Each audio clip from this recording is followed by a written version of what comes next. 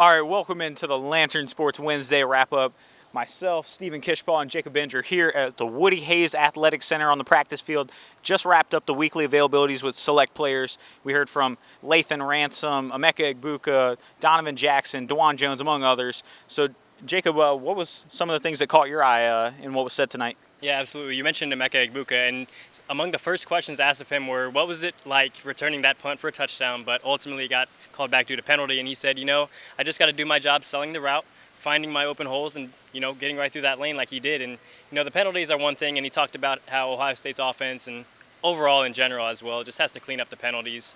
But then on the other side of the ball there, we also got to talk with Lathan Ransom. And, his story is unique because in that Rose Bowl, he suffered that broken leg, something similar to Josh Proctor. And now they're both kind of rotating there at that free safety position in Jim Knowles' defense.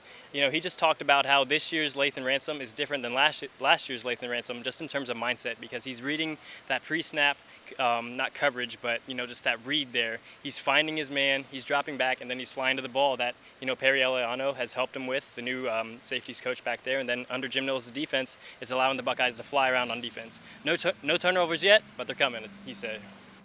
And to add on to your point, we know that Jim Knowles isn't the only thing brought over from Oklahoma State to Ohio State.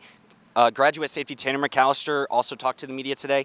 He had some great things to say about the defense and just how it looks. He said that the defense through the first 2 weeks has pretty much exceeded his expectations about where he thought they would be. He notably named Tommy Eichenberg. He also named Mike Hall. He also named Lathan Ransom as some guys who have really stood out to him and impressed him the most in practice, just whether it's watching film or practicing plays. Like, he said that the defense generally has it locked down right now, and they're only going to get better. He did mention that they haven't forced a turnover yet, but he noted that Knowles wants them to put up the statistics to prove that they are going to be a top 10, top 5 defense in the nation. And, this weekend against Toledo, if they're able to force a couple of fumbles, maybe get an interception, they're going to be right on track to getting that, top 10, top 5 defense. Yeah, for sure. I called it on the podcast, a defensive touchdown. We'll have to see.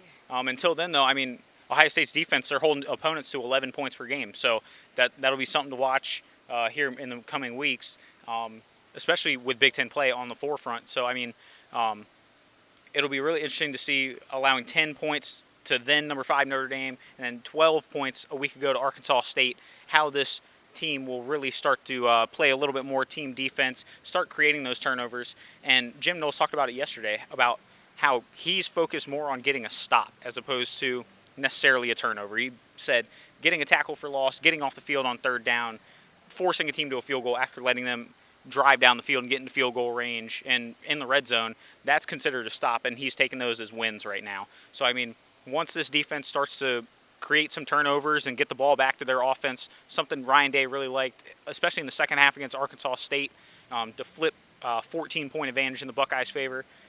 Once those turnovers start to happen and give the Buckeyes plus field, especially with the offense that they have, it'll be really interesting to see. And I think that starts this weekend against Toledo.